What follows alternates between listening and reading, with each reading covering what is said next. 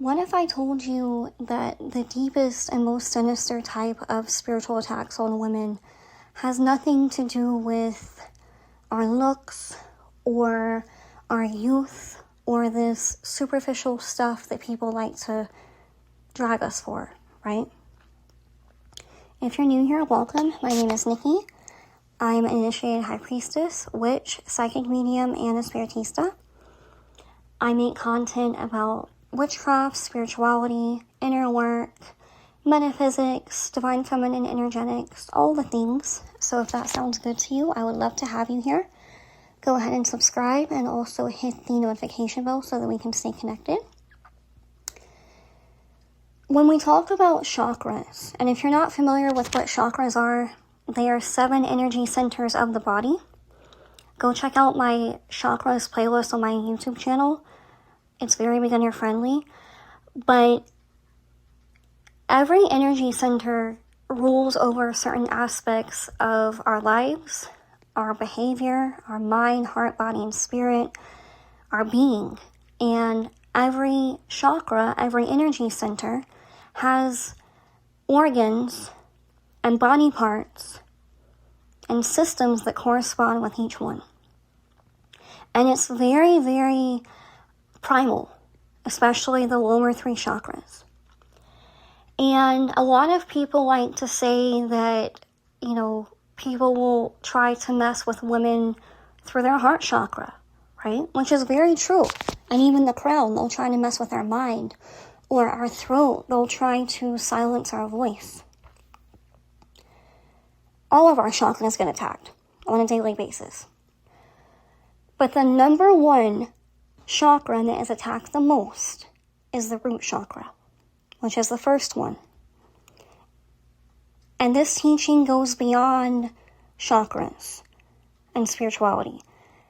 If you look at Maslow's hierarchy of needs, which is basically a pyramid that explains the most important needs of a human being to the least important from a physiological standpoint. And if you can't have the needs met of that level, you can't go to the next one. Survival is at the bottom. Food, shelter, safety, warmth, just basic survival, okay? That's everything that the root chakra is about. It's about our safety, our stability.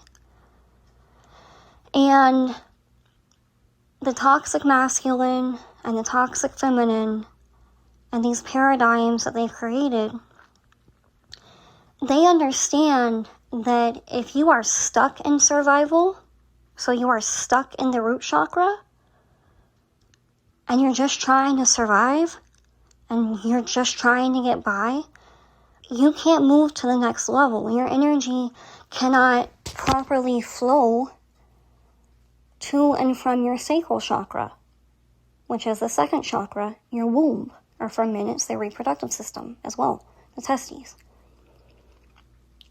And womb envy is very real. A lot of men are very jealous of women. It's very ironic to me. It's not funny. It's actually very pathetic, but it's very ironic that womb envy is a thing, and they're so jealous of us, right? But it's like, why are you jealous? Look at the hell y'all have subjected women to for millennia. That's what you're jealous of? What we have to endure at your hands? But that also goes to show you the power of the feminine. That despite everything that they've tried to do, at this moment in time, we are rising more than ever, faster than ever. People know the power of the P, okay? We bring life, and this applies to you if you are a woman, whether you ever have children or not, whether you've had certain reproductive body parts removed or not, it doesn't matter. None of that makes you less of a woman. This magic, this divine feminine energy, this womb power is embedded and encoded in your DNA and in your soul and your body. And your sacral chakra is all obviously about pleasure, right? Trampoline time. But it's so much deeper than that. It's your creativity, your life force, your ability to have an idea, have a vision, have a goal, and move your hands and feet and your mind and bring it to life. That is giving birth. That's magic. Your desires, your healthy emotions, your joy, your pleasure, your happiness, your fulfillment, your zest for life and just feeling alive, all of that is tied to your sacral chakra. The root chakra is a more masculine chakra in its nature, and then the sacral is more watery, especially for women. And if you are stuck in the root chakra, you're just trying to get by, you'll kind of feel dried up energetically. You'll feel bored. You'll feel drained. Literally. And they know this. All of this is very deliberate.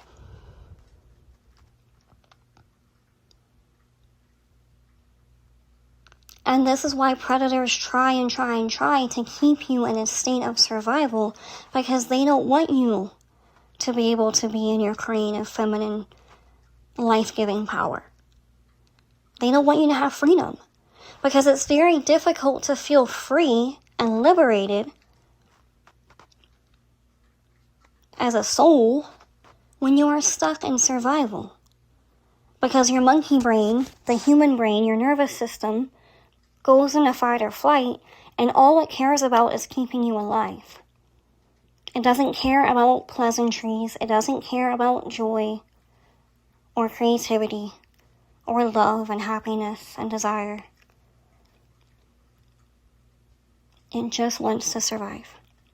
Because what it feels threatened by or is being threatened by, whether it's food scarcity, lack of shelter, abuse, violence, danger, poverty, that's a big one that they try to use. They try to take away your resources. Like, all of that takes up so much energy when you're fighting against those things. Okay? This is why it's so important to be mindful of the company that you keep and the relationships that you entertain. Because physical safety is not the only type of safety that we need and that exists. We also need emotional safety. We need to feel like we can be our true selves, whether we're having a good day or a bad day with people that are close to us. We need to feel spiritually and energetically safe. If you feel like you're getting this inkling, this tinge that someone is plotting on you, but you're gaslighting yourself because you're not really sure, but your intuition is kind of screaming at you a little bit, that's your spirit and your energy field basically sounding alarm bells and saying, hey, I don't think this person means us well. They are spiritually unsafe. We need to go. This can manifest a lot of times. I know it will for me. I'll have the worst anxiety around someone. And I won't always know why. Now I do, because I've grown and I've experienced it and I noticed the pattern and got to know myself better, right? But when I was around people that were very envious of me, that said they loved me, but they were fucking throwing witchcraft behind my back at me and saying it was other people. When there were people gossiping about me. Just not having my best interest at heart and not doing right by me, especially when I wasn't around.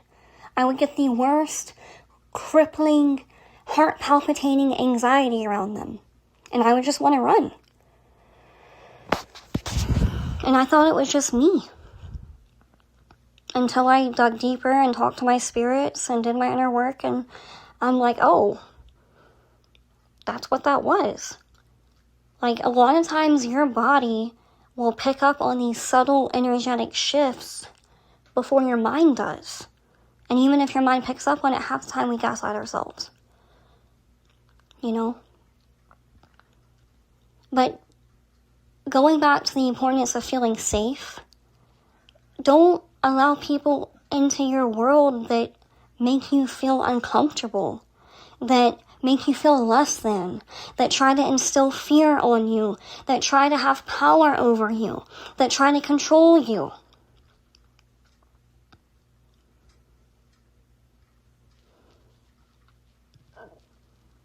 Because all of that makes you feel unsafe. And the more that you entertain that relationship, the less you're able to trust yourself. And the less you're able to trust yourself, the less safe that you feel, and it's this vicious cycle.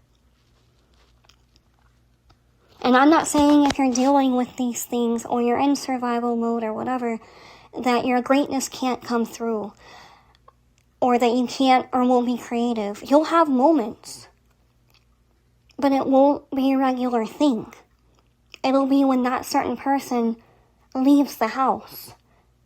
Then you'll get this creative burst. You know what that is? Your heart, mind, body, and spirit finally feeling safe. And they come home, and you contract again. And the creativity, boop, goes out the window. Because your energy goes from your sacral chakra back down to your root. Back to survival. Ask me how I know.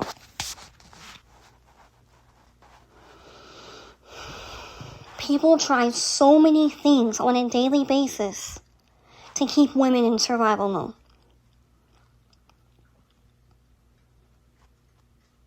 And I'm so tired of it. And I've been there. I've lived there. I know what it's like to have $100,000 or $200,000 in my bank account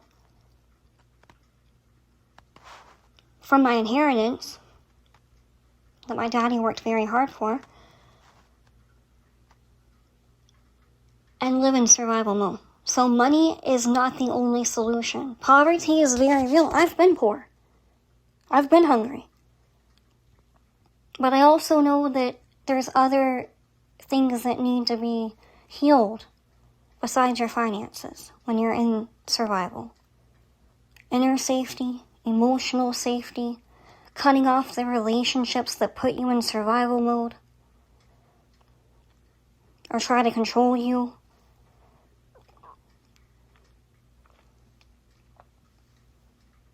This is a big issue with the whole trad wife, sprinkle, feminine energy movement right now.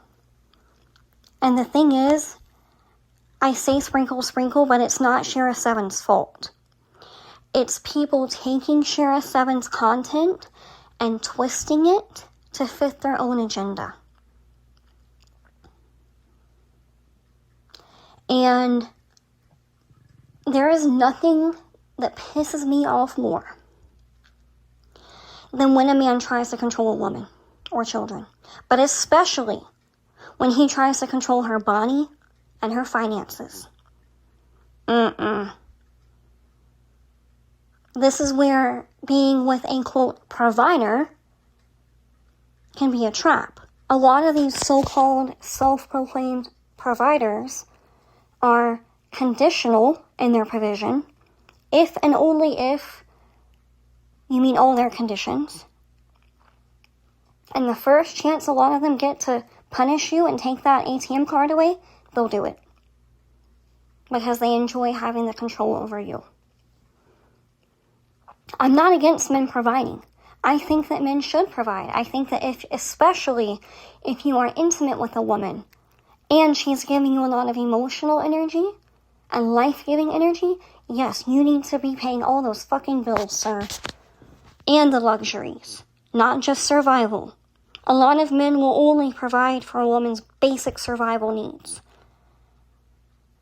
I'm like, you know nothing about women, bro, if that's how you act. Because a woman comes alive when she feels safe. We are so much more when we feel safe.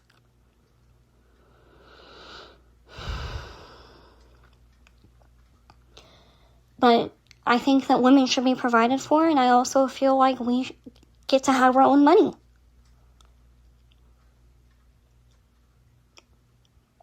the saying of his money is my money and my money is my money too is not just popular in Islamic culture. It's very, very, practiced in Romani and Balkan culture. And I was raised by a provider. My daddy wanted me to work and get in the field when I was in college just to get experience and practice and strengthen my work ethic. But I always thought it was so sweet how, I would, need to go get gas or something, and he's like, here's my card. No, don't use your money, use my card. Or here's some cash. He wouldn't let me pay for anything.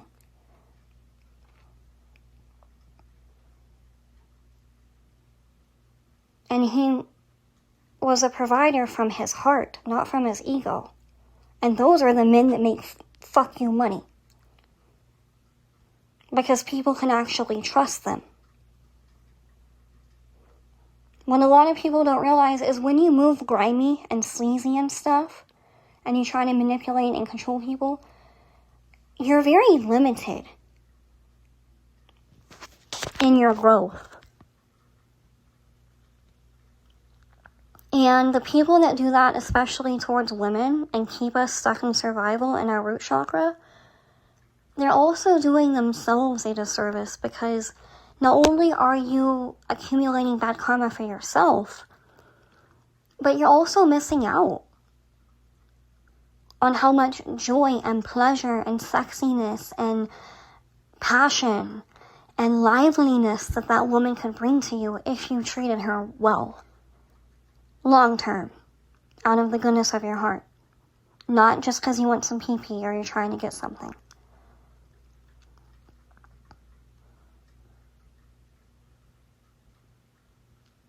I know what it's like to live in survival mode. I was there for years. And it's taken a lot of healing. Because a lot of us, especially if you come from certain cultures and stuff, these survival wounds are extraordinarily deep. And a lot of our ancestors lived in survival. Human beings have suffered a lot. But now society has changed, and we have to evolve so that it doesn't work against us. We have to make it work for us and train our brain and our nervous system in the process. And a lot of enemies, which I call confused fans, y'all know that, will deliberately try to close your roads and keep you in your root chakra. What does it mean when someone is trying to spiritually close your roads? Your roads are essentially your spiritual pathways. And the way, your path, your destiny, first of all, but also it's the different ways that blessings come to you. And there's people, especially in ATR, African traditional religion, because we work with a lot of road opening spirits, there's a lot of people that will try to close your roads and block your opportunities and cause you obstacles and stagnation and even trauma and misfortune. Because if you are stuck in survival, your power is severely limited, and they know that. But the ironic part is, them behaving that way, they're also stuck in survival because they don't have a mindset of abundance and positive energy. The only time they get creative is when they're trying to take somebody down. If you live your life day in and day out attacking innocent people, you're stuck in survival. But you can't control them. You have to rise above it.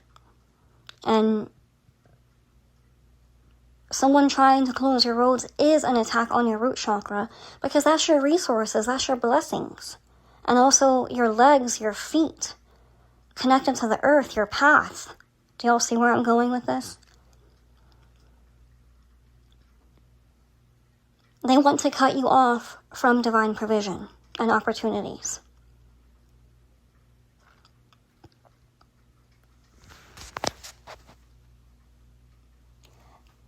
I saw a quote the other night that said, your enemies believe in you more than you do sometimes. And that is so true. They can see your potential usually much sooner than you can. Nobody's going to go after a weak link.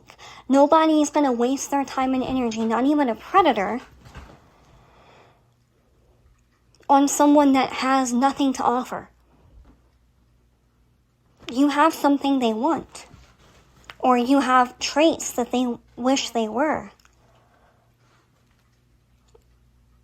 And they live in the scarcity mindset, so they think that the only way for them to have those things is to take them from you. You can't control that. Rise above it. And it's so much easier said than done, okay? I remember for a very long time, I would just pray and pray and pray and tell God and tell my ancestors and higher self, like, I don't want to be in survival mode anymore. I'm tired of it.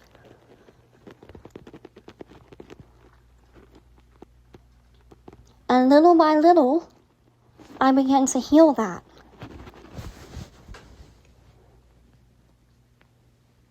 And your ancestors will help you, because it is so uplifting to your ancestors to see you in your joy. Not frivolous, superficial joy, but deep, whole body, soul vibrating joy. Because so many of our ancestors suffered.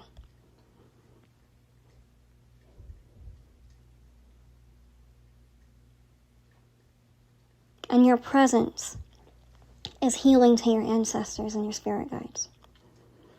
A beautiful realization that I had that kind of ties into this a little bit. It was about a month or two ago. And I had reset my Boveda. I had changed my Boveda, changed the cloth, all the water, dusted.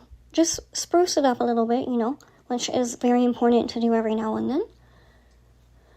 And my guides told me how healing it is when you have a Boveda or other type of altar to your spirit guides and ancestors, and you take care of it well, and you are consistent, and you are genuine in your love and care for them, and you don't just give to get. You give to them because, number one, you understand that they need energy to help you, and also for their own evolution, and also you know that they are beneficial to your life and you want to take care of them because you care. And they told me that it's so healing for our spirits when we have this practice, because a lot of them never received that on earth consistently. A lot of them were separated from their families, either because of war or slavery, trafficking, etc. A lot of them were in abusive relationships, surrounded by addiction and chaos and violence. And when it comes to offerings and stuff, they appreciate that, especially when it comes from your heart. A lot of them live through famine and food insecurity. And also just having the altar, giving them a space in your home, that's their home. And when you take care of that home regularly, that's healing to them. That gives them stability. And they're able to evolve. So ancestor veneration and also taking care of your other spirit guides outside of your lineage, it's never just about them. It's also about you, and vice versa. It goes both ways. Both of y'all benefit when you do it properly and from your heart and consistently. My spirits mean everything to me. I made peace with the fact a long time ago that I might not ever have a bunch of friends. I've just never been that person. I'm a kind person. I'm a loving person to everyone, unless they're a fucking asshole. But as far as, like, closeness, I'm very, like, reserved and picky. Because I'm sensitive, and I have to be that way to protect myself. So I made peace with the fact that I might not ever have, like, a bunch of beautiful, deep connections with living human beings. I might always be a loner for the most part. Except for my godchildren when I have them someday. And my clients, of course. That's my community. And for the rest of it, I have my spirits. I'm never lonely. I've been a medium, a mortetta since birth. There's always been dead people walking around me. There's always somebody walking around.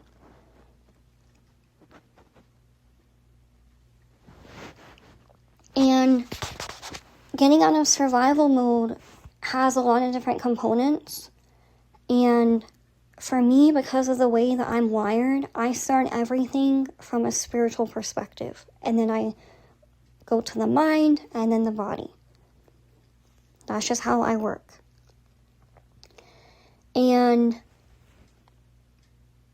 you kind of have to, like, use energetics at the beginning to release the energy keeping you in survival. And then from there, it unfolds into you changing your mindset and your behavior and your beliefs and your thoughts. And then once that changes, your body relaxes. I'm not saying that's absolute. Some people start with subconscious rewiring. Some people start with somatic release. And I do somatic release as well, but from a spiritual perspective. So I'll shake the energy out. I'll shake the trauma out. I will twerk. Not in front of my Luna. But I will twerk the trauma out, girl. Shake that sacral chakra. My gypsy taught me that. Sometimes you don't need a million cleanses. Sometimes you just need to go shake some ass. And just release the heaviness, release the energy.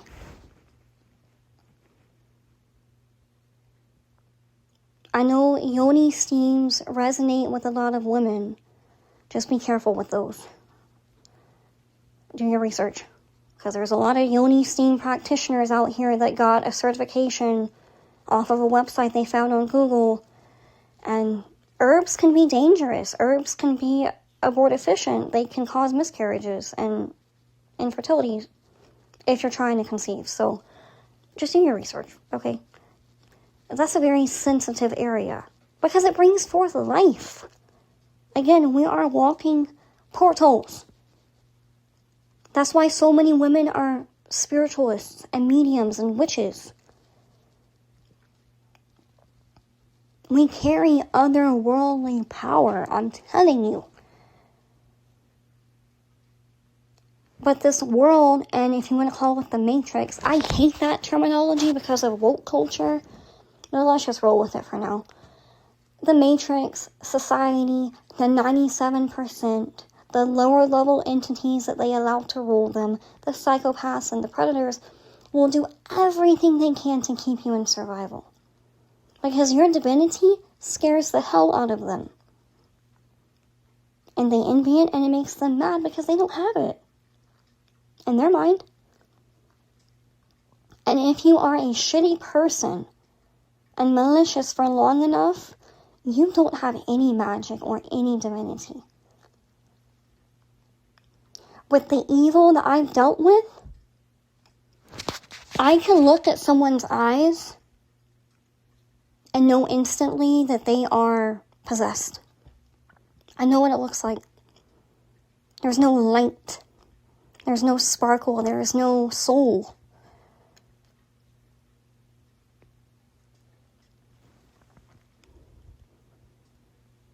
And that's like the opposite of the divine feminine. So your mere existence is a reminder to them of everything that they are not. But that's who they chose to be. They have free will. This is why you hear so many women talking about, like, I mind my business, and it's like I get punished just for existing. I don't even do anything. And if I open up my voice just a little bit, I get fucking ridiculed and attacked by the mob. I'm like, yeah. Because this world thinks that it has thrived for millennia on the pain and suffering of women. And it's actually caused a lot of issues. It has served no one, not even the evil people. Because they need healing the most. And women are healers by nature because, again, we bring life. When you heal something, you bring it back to life. Think about a wound.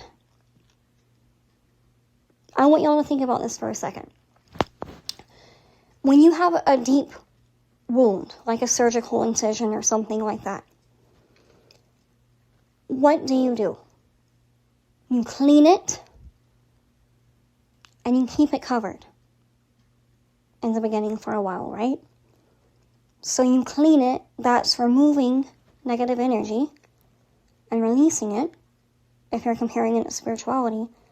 And then the bandage is your protection, your boundaries, your sovereignty, etc. And as that's happening, as you are releasing the pain and trauma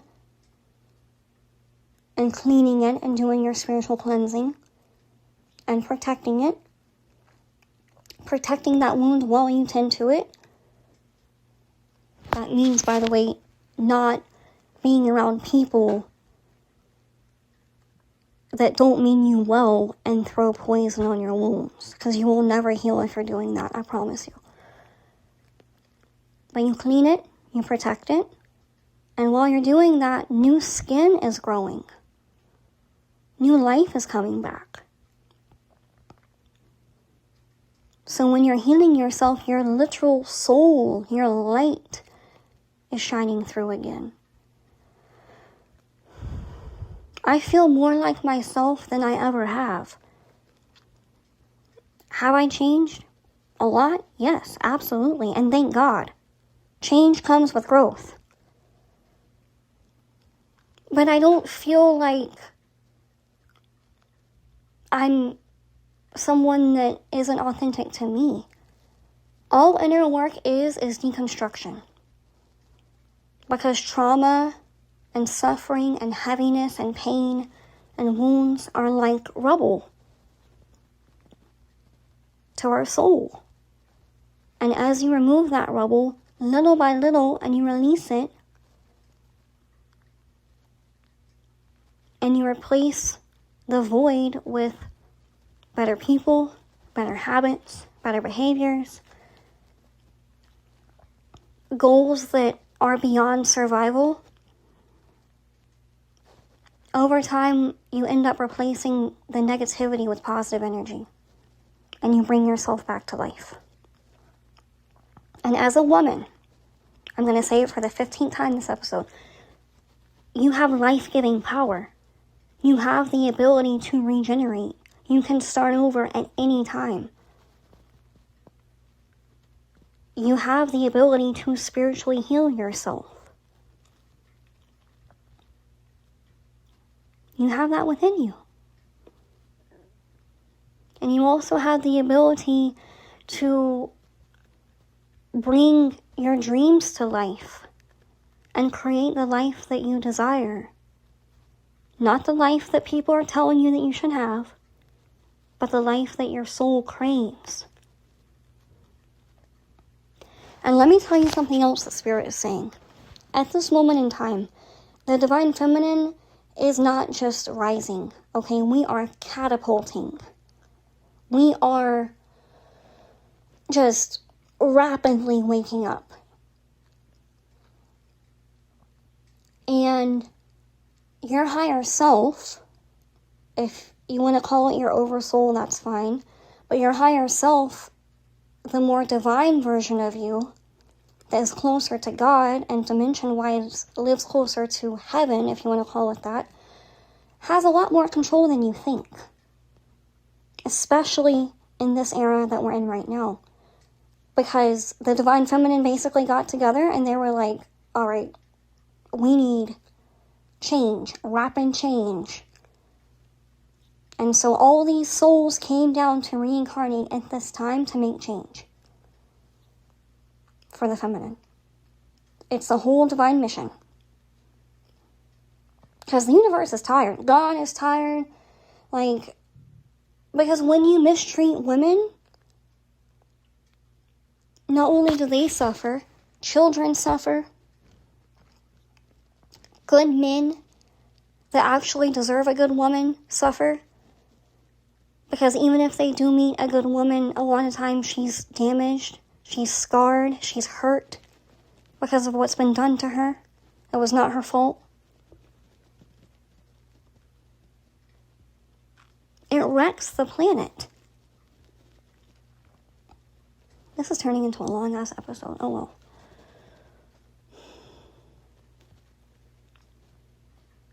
And I know with my dark feminine content and activations, they were a little bit more harsh.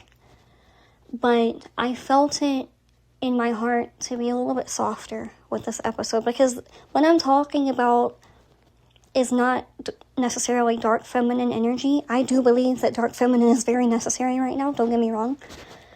But you also need your softness. You need that light. You need that just divinity. Your creativity, your joy, your sparkle, your radiance.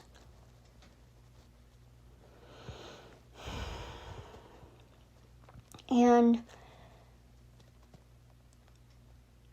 one last thing I'm going to say before I close out. I used to be very upset with myself when I was heavily living in survival mode. Especially after, certain trauma and stuff had already happened and I had began to rebuild my life and all this. It's like that season, that storm had passed, but the damage, the pain, the trauma was following me like a black cloud. And I didn't know how to fully release it in a way that worked for me. And I would get so mad at myself for being in survival. But then I did a lot of research about nervous system regulation and how the female's nervous system is different from men. That's just biology.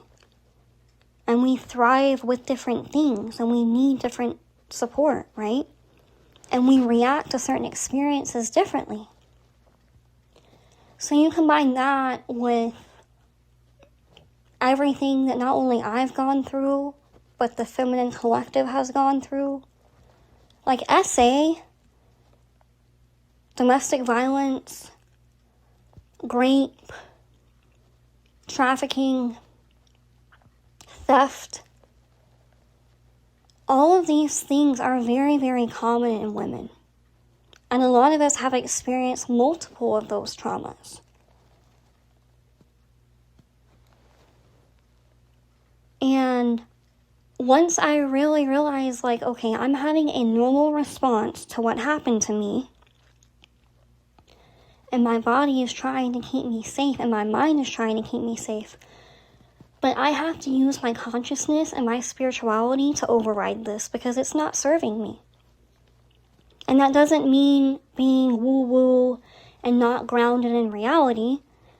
It just means integrating spiritual knowledge and concepts so that I can relax, so that I can feel more at peace. For me, that looks like cleansing, protection work, taking good care of myself and my energy. Because if someone wants to attack you, spiritually or otherwise, you can't control them. You can do things to try to protect yourself, and you should. But at the end of the day, people are going to do what they want to do. You can't control that, so don't even try. Instead, go inward and take care of yourself. Self-care, like deep, soul-level self-care, is incredibly healing.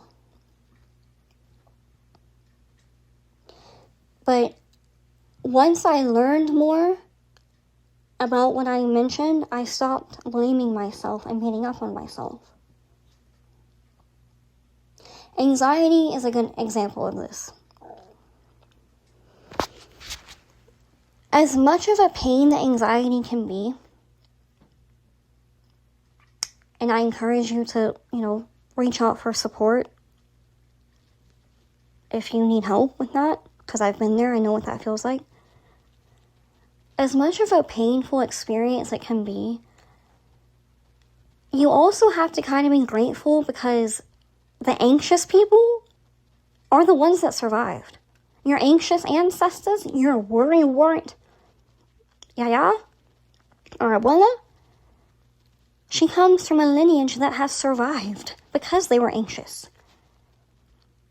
The people that didn't care and that weren't anxious at all, that had the survival instincts of a male praying mantis, died. Their bloodline ceased to exist because they had no self-preservation skills whatsoever. But the anxious people, they thrived, girl. They made it through, they survived, they reproduced. Because they were anxious. They didn't eat the suspicious berry. They didn't take food from someone that they knew was an enemy.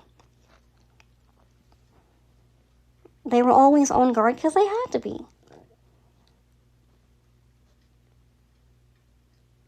And learning about that, especially because I have ADHD and I'm a huntress, so my nervous system is very different than most women. It's still feminine, but it works differently. Like, learning about biology and evolution helped a lot. Because it makes you realize, oh my God, I'm not crazy. I'm having an actual biological response. Especially if someone is mistreating you or trying to hurt you. And you don't feel safe around them. You shrink. All of that's normal. Your body is doing what it's designed to do, but that doesn't mean that it serves you. I struggled with my root chakra for a very long time. To the point that I would be walking around and the only way I know how to describe it is I wouldn't be able to feel my feet. Obviously I could walk, my feet were not numb. But that connectedness to the earth just wasn't there.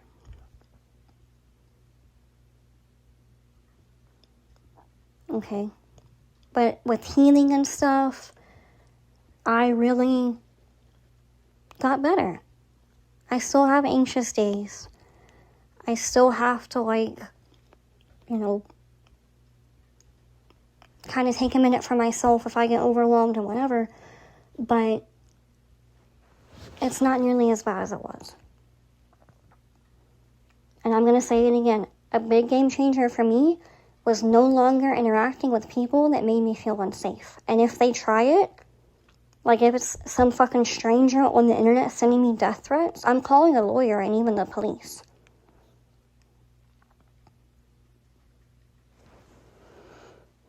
I will do what I have to do to protect myself. And there's a certain amount of healing, root chakra healing, that happens when you develop your self-trust and your inner safety.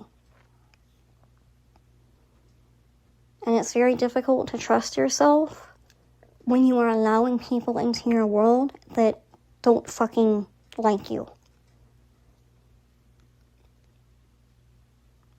That is the biggest thing that I see in women. And I've been there. I'm not judging you. I know exactly how it feels. But eventually, you're going to come to a crossroads where you only have two choices. You can either stay in that unhealthy dynamic, whether it's romantic and intimate or platonic, family, coworker, boss, whatever, and stay the person that you are and shrink and be who they want you to be, or you have to choose the woman that you want to become and the life that you want for yourself. and the types of relationships that you desire that actually serve you. It's like women have been mistreated. We've been mistreated and just dogged out for so long that we're conditioned to think it's normal. No. Just because something is quote-unquote normal, that doesn't mean it's okay. Normal to who? Psychopaths? No. It's not normal to God. God did not put you here to be mistreated. He put you here to be loved. And that starts with yourself.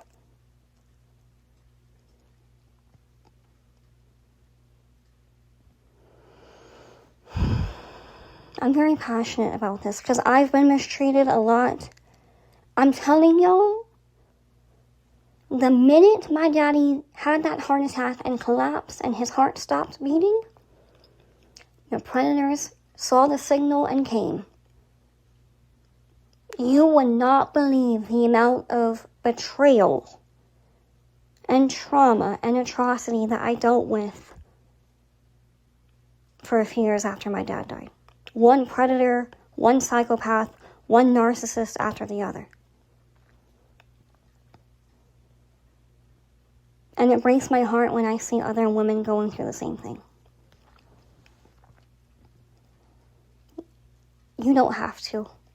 And if you're in a situation where you are stuck, like you don't have finances of your own, you're being abused, it's not safe for you, please, please, please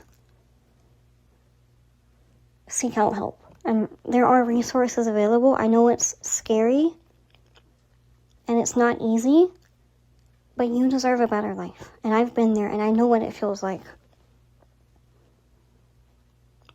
But I'm on the other side of it now, and I promise you, not only can you get there, it feels 1,000 times better. Let me tell you something. My worst day that I have now, nothing's working out, things are chaotic, everything just feels, doom and gloom and dark and hopeless and painful and frustrating. Those days are still 1,000% better than the best days that I ever had with the narcissists and with the psychopaths. And I will take my bad days now over those great days every time.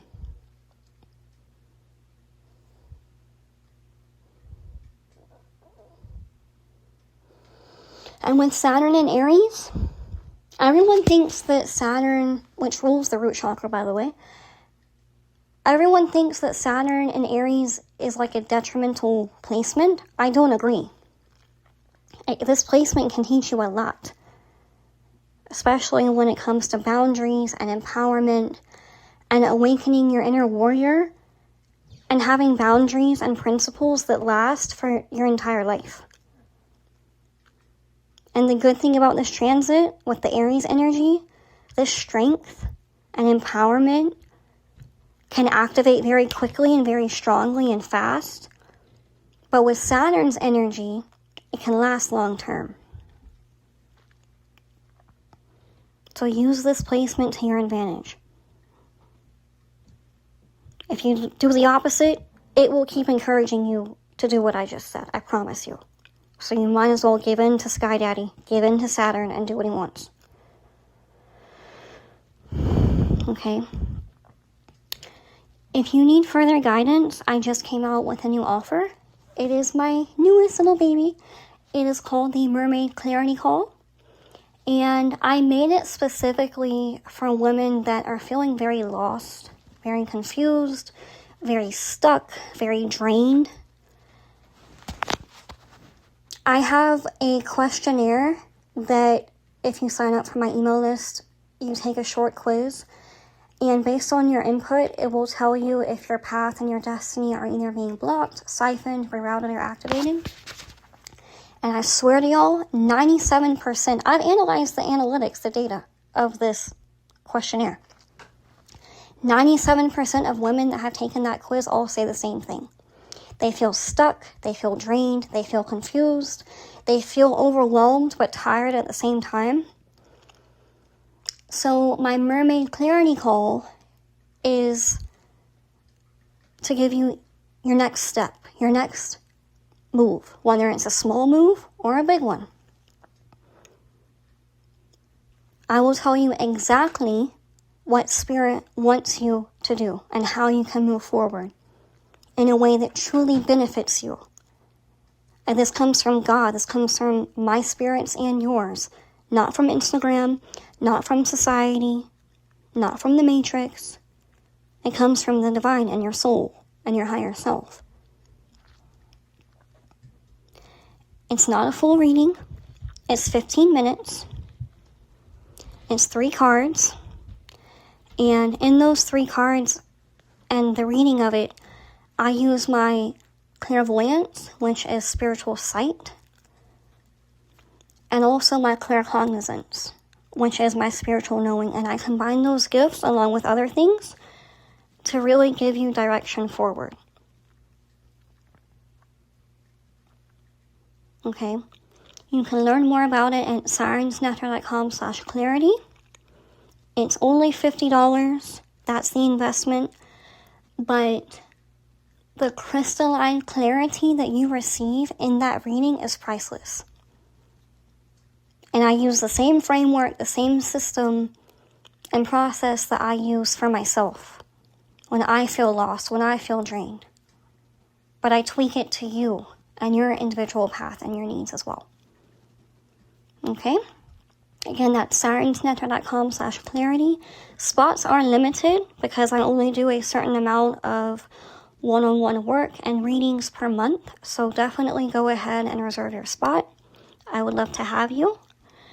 And if you would like to explore my courses, go to sirensnectar.com/courses.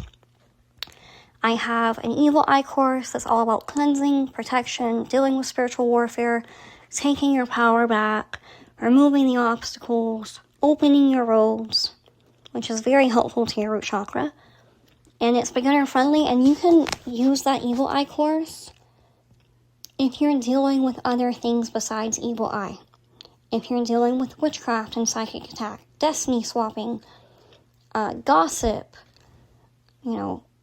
just people hating on you and plotting on you and being jealous, that course will help you. And it also has inner work to do so that you do a little bit of healing and you don't internalize their hatred and their envy and their projections. Because that's all evil eye is a projection. And sometimes, especially if you're an empath or a medium, you will internalize people's emotions towards you. So that can manifest as self-doubt and even self-hate. Okay? Check that course out at sirensnectar.com/evil-I. And there's also a VIP package upgrade option at checkout on the drop down when you choose which one you want. The VIP package is very good because not only do you get the course, you also get one-on-one guidance from me. That includes readings and ritual tutorials and whatever Spirit says that you need to learn at that time during the 8 weeks. It's weekly calls, and it's very in-depth. It's 100% catered to you. And then after the 8 weeks, you still have the course for the lifetime of that course. So you can go back to it anytime that you need. I teach y'all things that you can use for the rest of your life. Because this spiritual knowledge is not trendy. It's been around for millennia. It's ancient. Especially my courses. I don't teach Palo in my courses whatsoever. It's Espiritismo, a little bit, and also my gypsy magic from my dad's side. And if there's one thing that we know in Romani culture and the Mediterranean and the Balkans, it's how to deal with evil eye.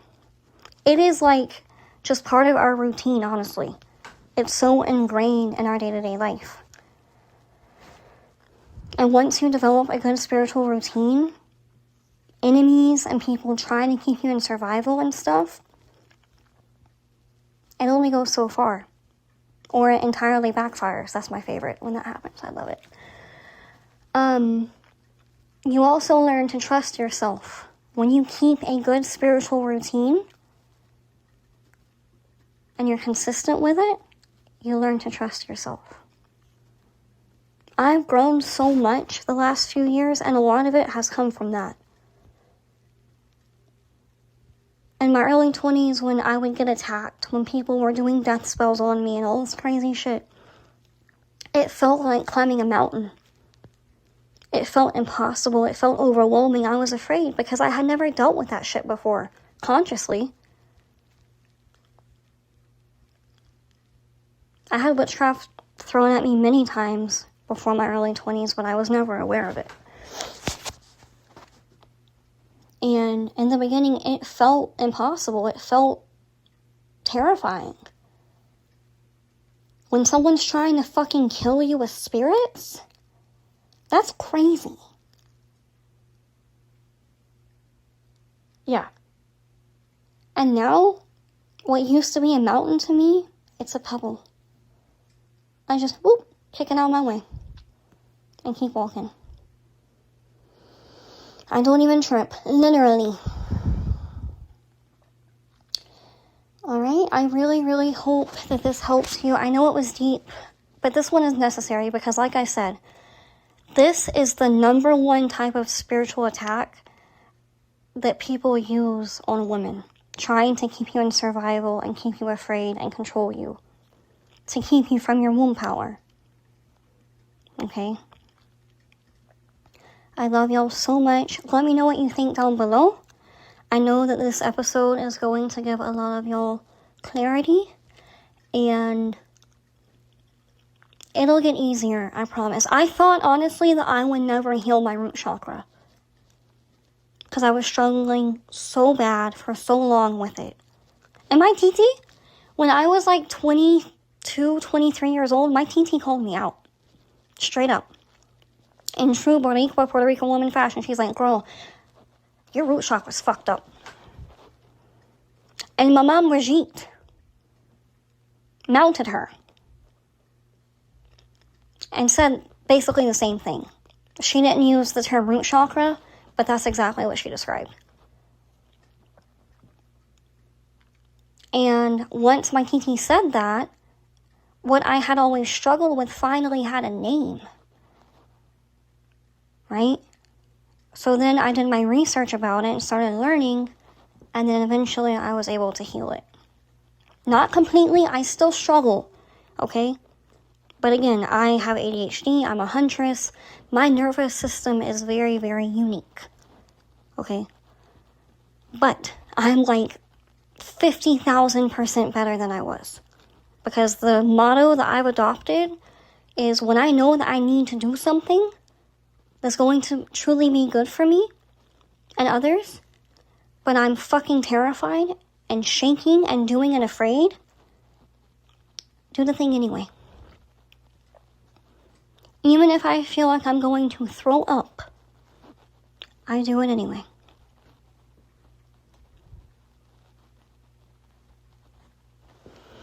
Alright, I love y'all so much. Check out my links in the description. Let me know what you think in the comments, and I'll talk to you soon. Bye.